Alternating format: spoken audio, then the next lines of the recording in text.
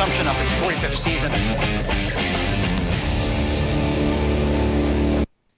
Every night, we take a hard look at the stories and provide you with multiple points of view from here and around the world. Now, we'll bring you more news you can use from the trading floor and the global markets, and bring you more news you can trust in business and finance. Buy, sell, hold on The Final Word, weekdays at 9 p.m. only on CNN Philippines.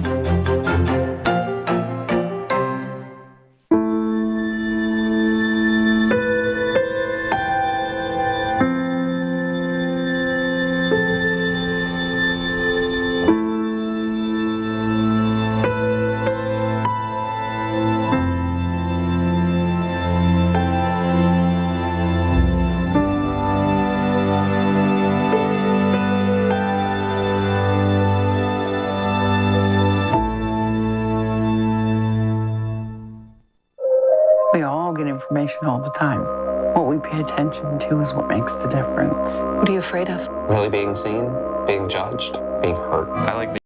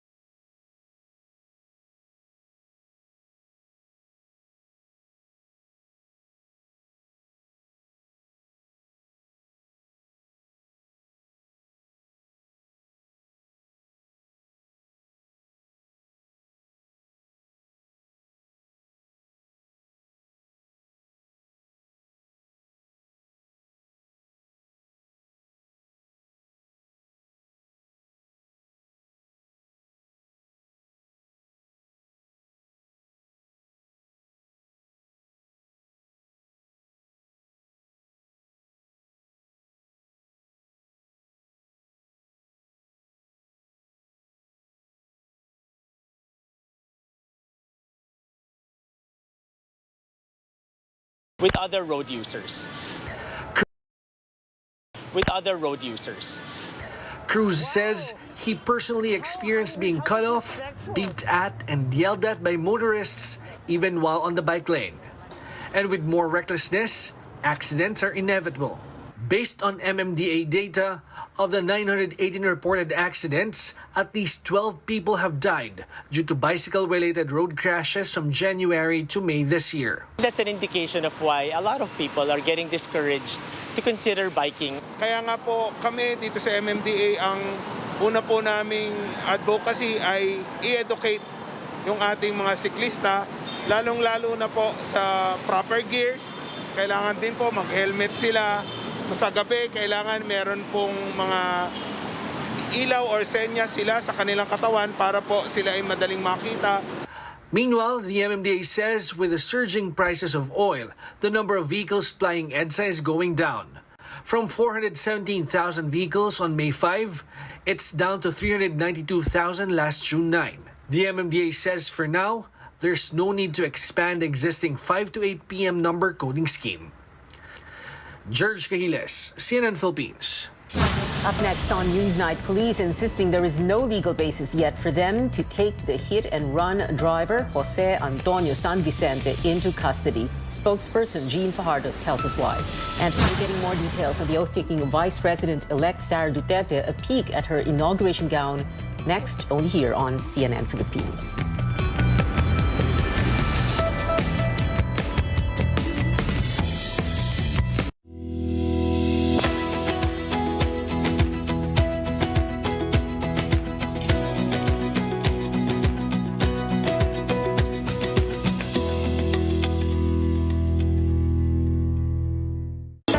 Akala ko conquering the universe was the ultimate, but there's more. Dahil tinawag ko ako ng Panginoon for a major purpose. To guide the youth, help communities, and to bring others closer to Him. Kaya I take care of my health through proper diet, exercise, and MX3 capsule. I am ready to serve. Kasi para sa Panginoon, hindi lang ako fourth runner-up. First place ako sa puso niya.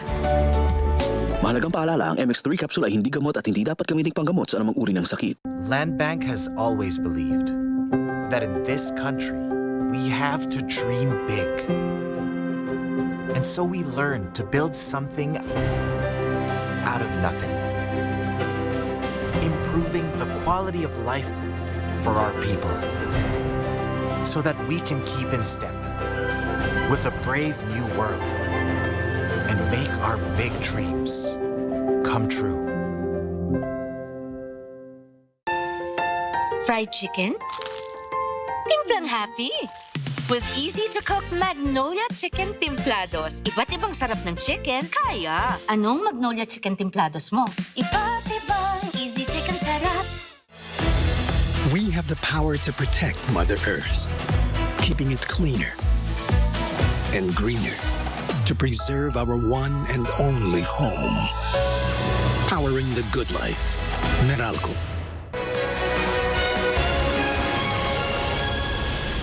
Welcome back to Newsnight. Police say there is no legal basis for the SUV driver in the controversial Mandaluyong hit-and-run incident last week to be taken into custody after appearing in public yesterday. PNP spokesperson Colonel Jean Fajardo explains Jose Antonio San Vicente was allowed to go home after holding a media briefing at Camp Crame, as there is no arrest warrant against him. Fajardo adds only a court can order his arrest. Nasa poder na po ng prosecutor's office kung ano po ang magiging desisyon sa kanya. Kung magkakaroon po ng finding ng probable cause, ay magsasampa po ng information sa korte po ang ating mga prosecutors. San Vicente is facing complaints of frustrated murder and abandonment of one's own victim for hitting and running over a security guard in Ortigas Center on June 6. A hearing is set at the Mandaluyong Prosecutor's Office on Friday. Fajardo also denies insinuations that the PNP is extending special treatment to San Vicente, saying they're following due process. She says PNP officer in charge, Lieutenant General Jose Vicente Danao, does not know San Vicente's family. Hindi po kilala ng ating officer in charge yung pamilya po nitong ni Jose Antonio San Vicente. It so happened, based on my information, ay meron pong nilapitan itong tatay na po pwede pong makipag-usap kay OIC kung po pwede nga po silang umapir dito sa Camp Crame.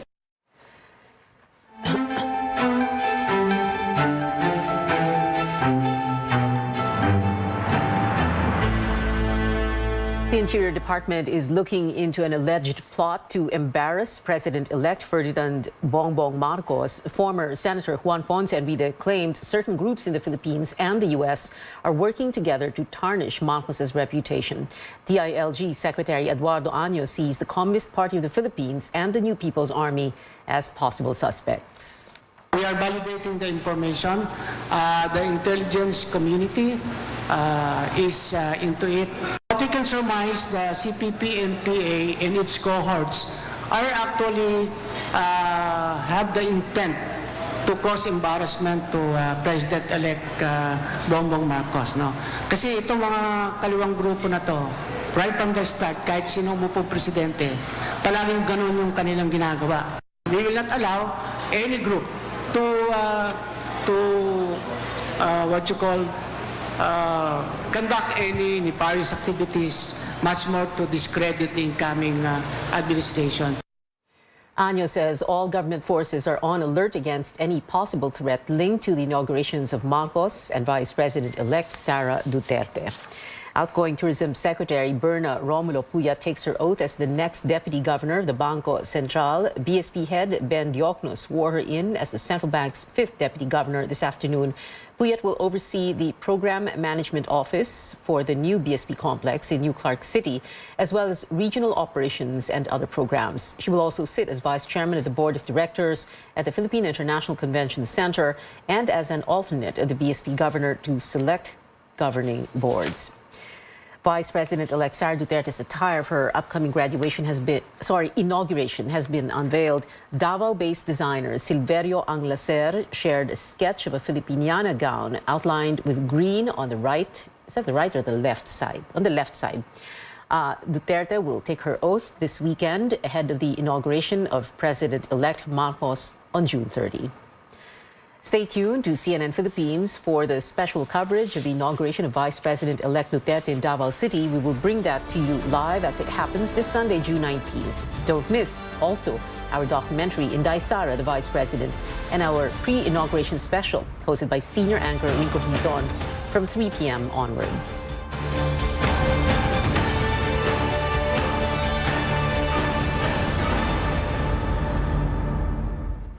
The United States is optimistic about relations with the country's incoming administration following the visit of State Deputy Secretary Wendy Sherman to the Philippines last week. Tristan Odalo returns to explain why. Recalibrating the Enhanced Defense Cooperation Agreement, or EDCA, and the Visiting Forces Agreement, or VFA, with the United States amid a changing geopolitical situation and a Philippine administration in transition. This is among the key recommendations from a review conducted by the Hawaii-based nonprofit institution East-West Center on the 75 years of Philippine-U.S. relations. The U.S.-funded center likewise looked back at the Philippine-U.S. partnership in terms of trade, investment, aid, and people-to-people relations. Although the challenges that we face today are different than they were 75 years ago, our two countries are still working side by side. Recalibrate our security and alliance partnership. That includes not only the restored VFA, but also the EDCA agreement to look at new ways of working together on training and defense modernization. Sit down and figure out what elements of the Indo-Pacific Economic Framework could be moved forward in the interests of both countries to expand trade and investment, technology. In terms of security cooperation, 37 joint military exercises, or Balikatan, have been conducted since 1991. The Mutual Defense Treaty is also the oldest military alliance in the Indo-Pacific region. The bilateral trade between the two countries is valued over $25 billion as of 2020. The U.S. also donated more than 33 million COVID-19 vaccines. Partnership in terms of aid and disaster response also prospered in the last 7 decades. We have a very high priority in engaging the new administration in Manila on our relationship. And you can imagine the areas that we will cover. Our alliance issues, our military cooperation, defense cooperation, how the Philippines would like to interact with the Indo-Pacific Economic Framework. The United States hopes that these key findings can help the U.S. to chart the course of its ties with the Philippines in the next 6 years under the Marcos presidency. Tristan Nodalo, CNN Philippines. Shifting gears, keeping your cash on hand might seem like the most convenient option, but when it comes to your savings, finance experts say it might be best to try other routes. Our senior correspondent Lois Calderon has more. Filipinos are getting creative in saving money. There's the Ipon Challenge that can help grow savings of up to over 100,000 pesos in 1 year from setting aside little amounts each day. But they're kept in piggy banks, plastic water bottles, in drawers, or even vases. Iniipon ko yung mga 20 na bago ngayon na coins. 2 baboy yung alikansya na plastic, nakakaipon na kami ng isa, nakakapuno na. Aabot ng 5,000. Before po sa bangko, naglalagay po ako sa bangko ng pang savings. Tapos ngayon po, minsan sa bahay na lang din para less hassle. But those coins and banknotes hidden at home are becoming costly for the Bangko Sentral ng Pilipinas money printing activities. The BSP asked the public to recirculate those coins so it does not have to mint more and instead boost state coffers to fund social services and contain the coronavirus. To help savers in remote towns, banks have to bring financial services closer to the unbanked. Most of our kababayans live from a hand-to-mouth existence. They get paid by the hour. The moment they go to the bank, they line up and they waste 2 to 3 hours. They feel a kind of intimidated because they're wearing shorts, slippers. When building wealth, time becomes an enemy. 1 year of locking coins and notes in a piggy bank makes your money lose its value as gasoline and food prices become more expensive. Here's the proposition of wealth coaches. Free up those coins and deposit them with banks. Banks pay interest rates for savings, so you grow your money over time. E-banking or electronic bank are more creative. Some banks right now offer 6% interest per annum. They can afford to give that 6% is because, number one, they don't have any fiscal setup. There are other upsides to keeping your money in the bank. Your notes will be updated. We tend to change the look of our money. There's an insurance for deposits, 500,000 per depositor. But because you make very little profit from time deposits, consider other investments. The list is long. Stocks, real estate investment trusts, REITs, bonds or fixed income, unit investment trust, and mutual funds. These are highly volatile instruments, and you must be prepared to take the loss. Take the loss and face the consequences. Or be your own boss. Start your own business. Because once you start your own business, you can easily make 20% per transaction to 50% profit. It is higher compared to the bank. The bottom line, set financial goals, weigh the risk, and get expert advice. Because money multiplies only when in good hands. Lois Calderon, CNN, Philippines. When we return, the PBA Press Corps' Comeback Player of the Year and Game of the Season have been announced. And the BTS member sets things straight, saying the group will continue working together and are not breaking up. Details next on Newsnight.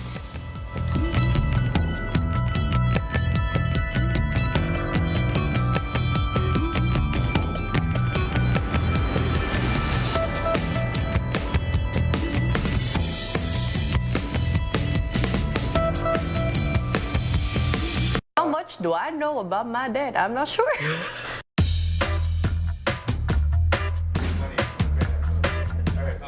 So what distinct trait did you get from your dad?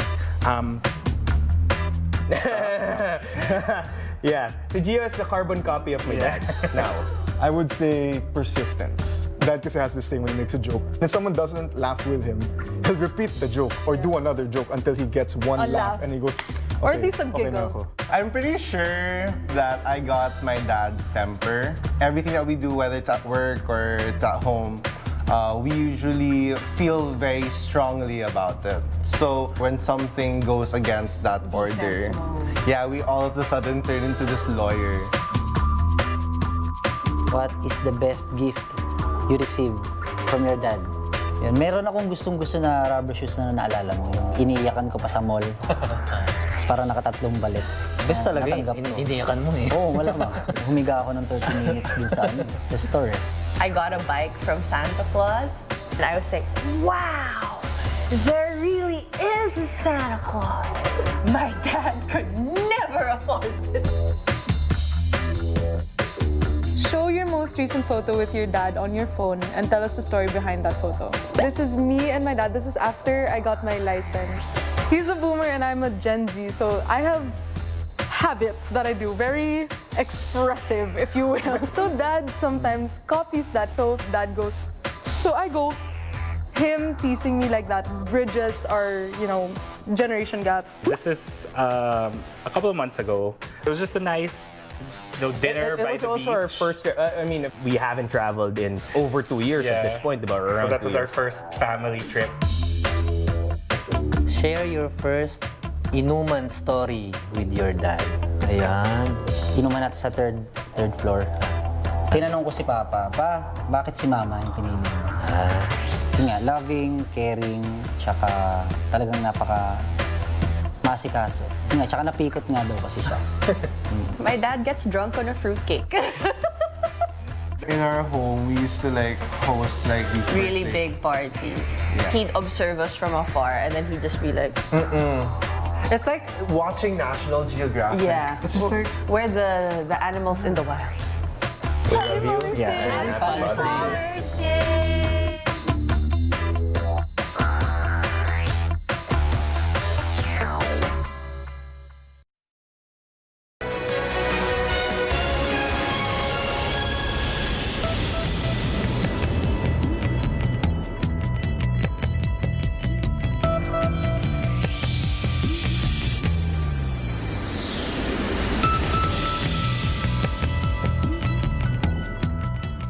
You're watching CNN Philippines. President Duterte is set to confer honors on a new set of national artists tonight. The event was scheduled at 4 this afternoon, but it has yet to begin. The 8 recipients for 2022 are Agnes Locsin for dance, Salvacion Lim Higgins or Slim for design, Nora Honor, Ricky Lee, and Marilu Diaz-Abaya for film and broadcast arts, Jimeno Abad for literature, Fides Cuyugan Asensio for music, and Tony Mabesa for theater. Abad and Lee spoke to CNN Philippines earlier this week with advice for aspiring artists and what the award means to them. I'm happy with the message that it sends that scriptwriters are also filmmakers. Kasi usually, pag pinag-usapan yung pelikula, director or artista lang nababanggit. Pag may festivals abroad, hindi na imbita ang writer. Mga posters. This is a way of reminding people na andito kami. Kami yung pinagmulan ng pelikulang ginawa, yung istorya. You cannot demand from the writer, no, you write this way, you write that way. No. Every writer finds his own way with language. In other words, the writer finds his own way through the lexical wilderness on language. You make your own clearing. You make your own clearing within that language. That is style. The honor recognizes Filipinos who have significantly contributed to Philippine arts and culture. More of our kababayans getting honored this time on the hard court for the PBA Press Corps Awards. Junmar Fajardo of the San Miguel Beermen will be named Comeback Player of the Year, returning after a year of absence because of a tibia fracture. The Meralco Boats' Alain Maliksi is Mr. Quality Minutes, while the thrilling San Miguel versus Northport match is the game of the season. Awards night happens on June 21st, 7 p.m. at the Novotel Manila Araneta Center. Entertainment news now. Here's a first look at Barbie's famous partner in crime for the live-action film. Hollywood heartthrob Ryan Gosling will play Ken in Greta Gerwig's Barbie. The new photo has gone viral, with netizens imagining the team-up between Gosling and Margot Robbie as the titular character. The movie, inspired by one of the best-selling toys of all time, is set for release on July 21st. next year. And in K-pop, Jungkook of BTS clarifying the Grammy-nominated act is not disbanding and will continue with activities together. In a live stream Wednesday, the vocalist said that they still have plenty of work to do as a group and that they will keep filming their show Run BTS. BTS recently announced that it is going on a break to focus on solo pursuits. Jungkook also told fans they're taking time off to gather energy. And that is it for now. Join me again on News.ph at 7 p.m. I'm Pia Ontiveros. And before we go, here are tips on how you can make an energy smart home. Let's watch this.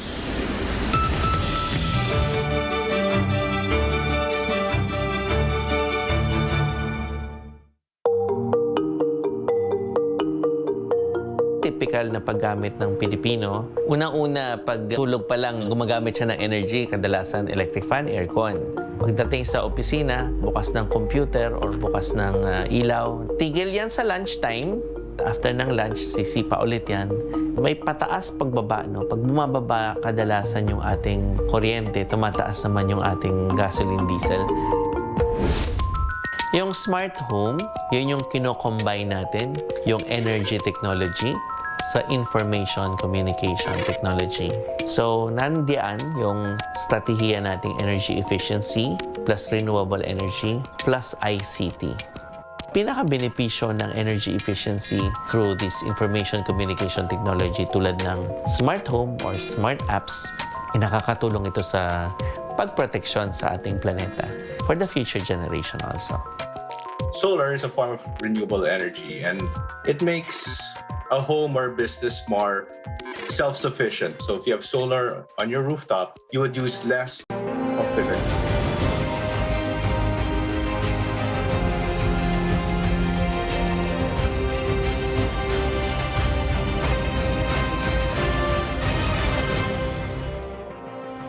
This is Politics as Usual. I'm Pia Ontiveros. In her first public appearance since yesterday's elections, Vice President Leni Robredo makes an appeal to fellow Bicolanos Bicolanos and supporters as the partial unofficial tally for the presidential race nears 100%. Our Anjo Alimario is in Naga City. Anjo, what did Robredo say? Accept the final result of the elections. Pia, that's the appeal of Vice President Leni Robredo to her fellow Bicolanos as they fill the Naga Metropolitan Cathedral tonight.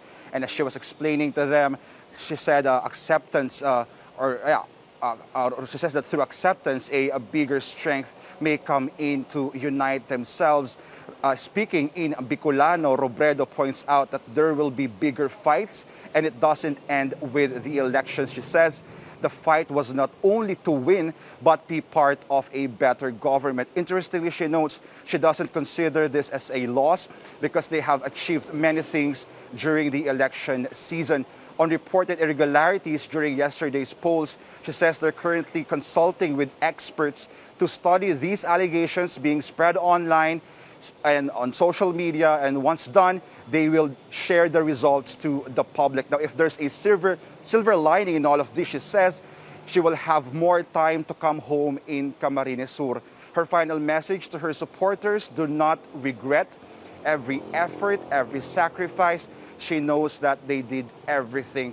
And Pia, from that speech alone, you can already sense from that tone that she herself is already at peace, regardless of the outcome of the elections. She has always said that she gave it her all. And meanwhile, there's a separate pasasalamat for her supporters in Metro Manila on the 13th, Pia. Anjo, a while ago I was speaking to Myla Villanueva, chair of PPCRV, and she did address that issue of the patterns, variants. She was saying that she had invited different math experts from different universities, and so far, as of this evening, they have not found anything.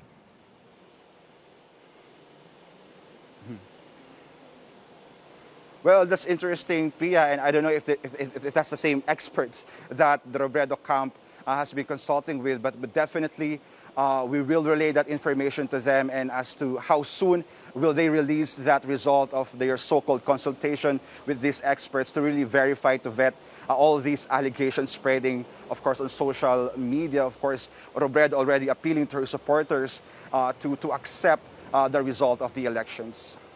Anjo Alimario there, reporting live from Naga in Camarines Sur. Now, still with us, former presidential spokesperson Edwin Lacerda, political consultant. Edwin, a while ago, sinabi na nga ni Myla no, na yun na nga, yung wala pa silang nakikita. Another important thing that came up during the campaign was this Google Trends. No? Right. So a lot of people kasi were saying, we have surveys, but meron kaming problema sa survey kasi medyo parang bakit si BBM ang leading. So tingnan na lang natin tong Google Trends na to. Did that help the campaign or did that make things worse? I think the purpose of the survey really is it's a tool that is most beneficial for the campaign team itself, not the people. Because the reason for the survey is, apart from the number, the horse race, the figures, that's not the most important thing. If you're a member of the campaign team, you're looking at the meat, the substance of, for instance, where are the numbers, where are we growing, where are we not, where are we lagging behind, what things did we do at this particular survey period that did us well, that did us badly. So those are the things that hinihimayan eh. If your tendency is to refer to Google Trends and say, malakas tayo and all that, well and good. But that depends on how you interpret it. But ano yung substance nun? Anong sinasabi ng Google Trends that the surveys tell us? Remember that the survey, it's a very direct question. Sino ang binoto mo? Right. Ang Google Trends, it's searching for the name. At the very least, at the minimum, it indicates awareness and increased interest. Now, some people would equate increase of awareness or interest as conversion. And that's where the problem is, because Google Trends is fundamentally sentiment agnostic. If I search your name, Pia Ontiveros, it doesn't mean anything except that, sino ba itong si Pia Ontiveros? It doesn't say, uy, gusto ko siya, uy, kakainis siya. Iboboto ko siya. Hindi, it's really sentiment agnostic. Yeah. So, but, when you look at Google Trends, and they themselves say, we're not a pollcaster, and the people who use Google Trends, they come up with their own rules for AI. So you draw it, and they have their own rules. The algorithms yan eh. Ikaw magagawa ng rules. You set the rules. And depending on the rules, itong lalabas na resulta. And so what we're seeing is, mukhang iba ang na-predict ng Google Trends, or at least those who are using the data on Google Trends, and it didn't come out that Lenny won. The thing lang with the survey was one thing was clear, and the reason for the variance is, maybe perhaps hindi nakukuha ng Google Trends ang DNE. Kasi sila ba ay nagsa-search in the first place? Ano bang ginagamit nila? What do they use Google search for in the first place? But clearly, because malaki ang DNE class sa Google, sa Pulse Asia, it confirmed what we're seeing right now in the elections. Because we're fundamentally, malaki ang ating DNE class. And that's the only reason why tama si survey at nagkulang si Google Trends. Tama si survey at nagkulang si Google Trends, or tama si survey at mali si Google Trends? At mali si Google Trends. At least dito sa bansa natin. Sa bansa natin, yeah. Okay, final words, Edwin, before we let you go. We are gonna let Edwin go na ba? Yeah? We have to, yeah. I think, the report from Bicol was, at least maganda yung sinabi ni VP Lenny. Mas klaro pa yon. It was clear, accept the results of the election, we can do better things, we can do more things apart from the election proper itself. Kasi she has, raised the passion of the people, make them more civic conscious, and maraming pwedeng gawin after the election. So that's why the passion should not end dito sa election lang. Let's harness it. Let's turn our rage, our anger, our frustration, our denial, the 5 stages of grief into something positive. And that's what we're looking at. And maybe on Thursday, when she addresses the supporters, it would be something... Friday. If she addresses the supporters on Friday, maybe that's something we can see some good out of that and continue this whole movement of good governance, transparency, and accountability. Hindi nagtatapos ang laban ni Lenny at ng taong bayan. Edwin Lacerda, thank you very much for being here. I was going to say, I hope we see you again. Bukas ulit. That was Thursday, this Friday na naman.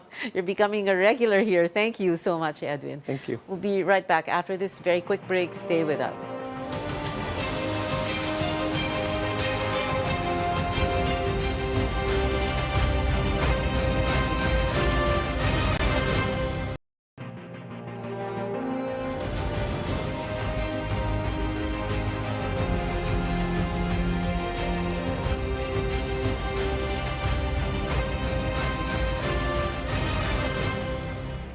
Welcome back to Politics as Usual. I'm Pio Ontiveros. It is the day after May 9, 2022.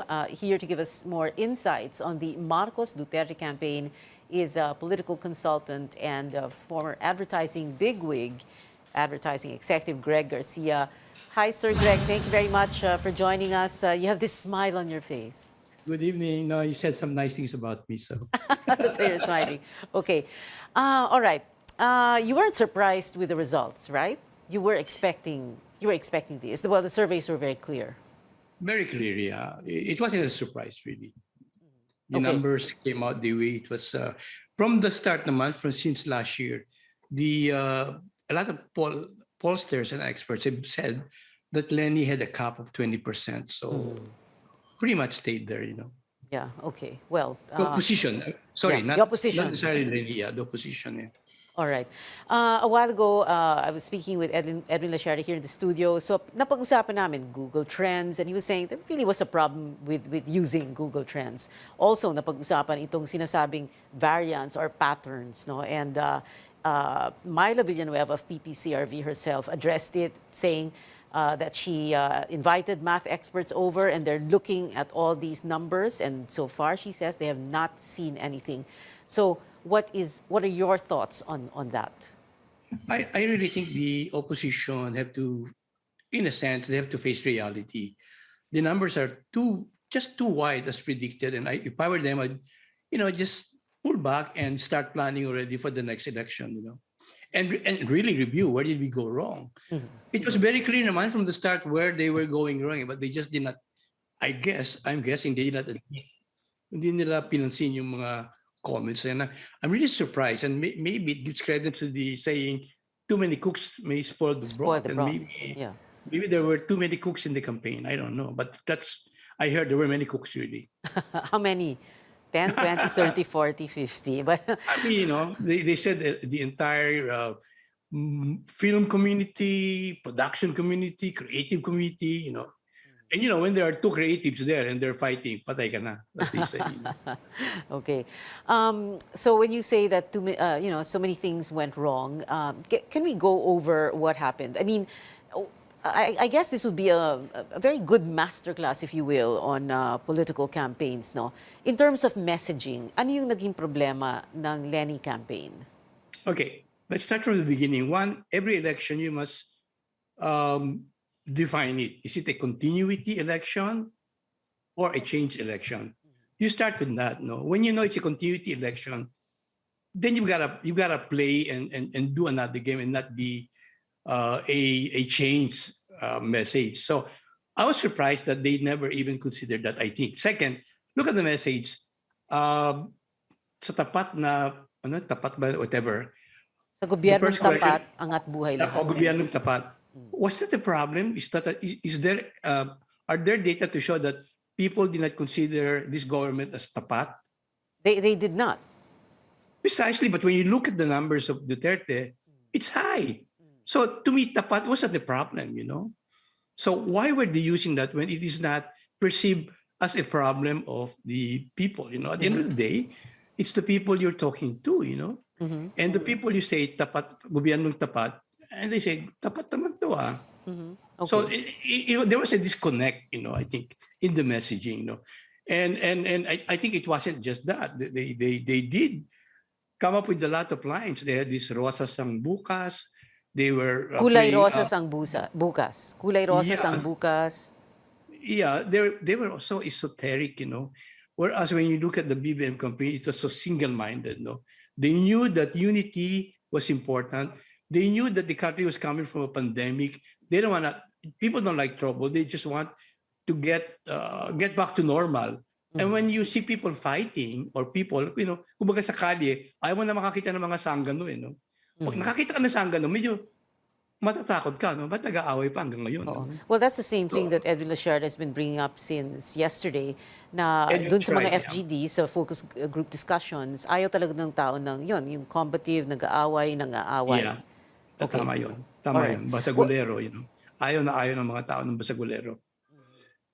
So, to me, and then to me personally, from a, just a perspective of communications, when you say when you impose a color and you impose lines like tayo kakampi tayo, you are really being exclusive. And you just kind of kick out the other people or not you, no? Sabi ko nga, and I hope this is not taken negatively. It reminds me of the Kluk Klan, you know? Oh my goodness. I know, don't take it negatively. Ang daming magagalit sa inyo, Sir Greg. No, that's right. Don't get angry. I'm not saying you are. Yeah. I'm just saying psychologically, it's a clique, no? They define themselves as a clique. Sorry if it was a harsh description, but I think, just to make it clear, that's how it comes out in terms of communications, no? You just cannot, you have to be all inclusive. It can't be exclusive, eh? Yeah. So they did try to be inclusive when they said tao sa tao, puso sa puso.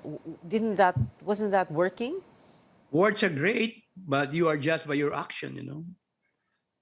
Just like in any piece of advertising, you may say it, but it's not resonating because they don't see that. You know? It's like a product promising something but not delivering. So it's not gonna work. There's got to be some synergy between the advertising and the product, whatever it is that you want them to get out of the messaging that you have.